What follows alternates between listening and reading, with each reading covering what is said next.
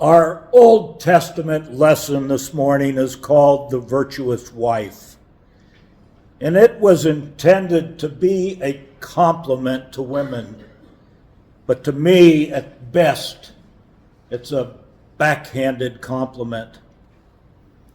It's a beautiful poem, and it may reflect life within the palace, but it certainly didn't reflect real life of the common Hebrew woman. No one, not even a queen, could possibly have performed all of these tasks on a regular basis. It sounds like the capable wife was more than just capable. She had to be superhuman. She was to gather wool and flax, spin it on her spindle, and create fine linens for her family. She had to provide food for the family and servants.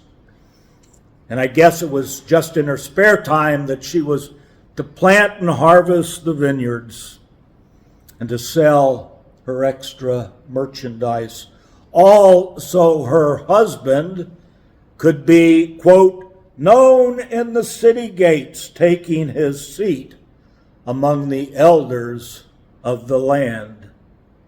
Really? Her children called her happy, and her husband, bless his heart, praises her. I should certainly hope so. Yet, she had few legal rights.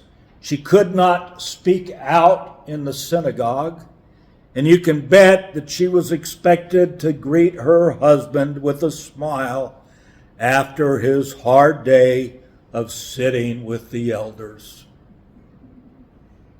Okay, maybe I'm being just a bit facetious. It wasn't the intent, but I think the story of the virtuous wife is a demonstration of the last of all and the servant of all. And that's what our gospel lesson is all about today. It's a turning point in Jesus' ministry, and he's trying to teach his disciples about his impending death, suffering, and resurrection. And he tells them plainly, the Son of Man is to be betrayed into human hands, and they will kill him, and 3 days after being killed, he will rise again. Yet his disciples, once again, simply do not understand. They're confused, and they're afraid to ask Jesus for clarification. So instead of dealing with the difficult message Jesus is trying to share, the disciples engage in an argument among them about who is the greatest. They're focused on their own recognition rather than on Jesus' ministry. It highlights the fundamental difference between Jesus focusing on suffering and the disciples focusing on greatness. Their misunderstanding of what true greatness in God's kingdom looks like. When Jesus arrives in Capernaum, he asks them, "What were you arguing about?"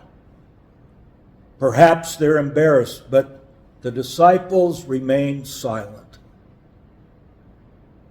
Jesus then seizes the opportunity to teach them about greatness in the kingdom of God. He says, whoever wants to be first must be last of all and servant of all. And I believe the virtuous wife fits into this new belief. For Jesus has flipped the common beliefs of greatness on its head. Today, greatness is often associated with power, influence, and self-promotion.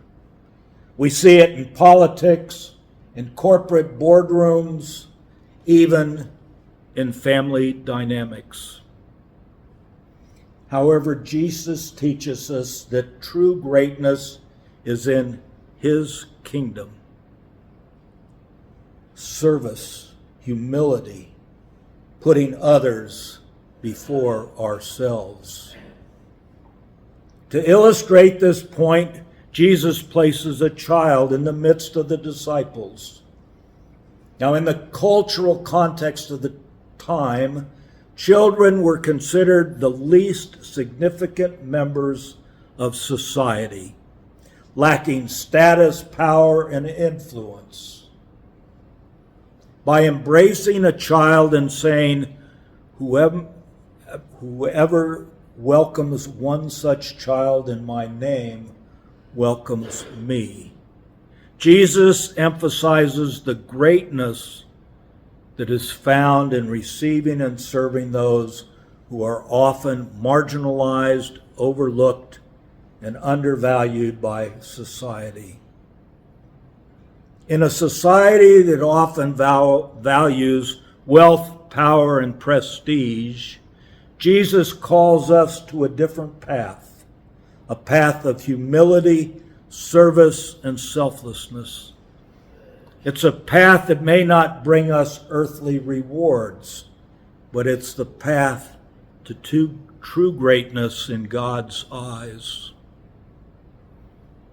So let us ask ourselves, how will we embody the values of Jesus' kingdom in our daily lives? How will we serve others with genuine humility and love? Who are the children in our lives, those who are marginalized, overlooked, and in need of care and compassion? Lord, may we be inspired by Jesus' example and his radical redefinition of greatness. Let us strive to be servants of all, embracing the humble and loving spirit that Jesus exemplified.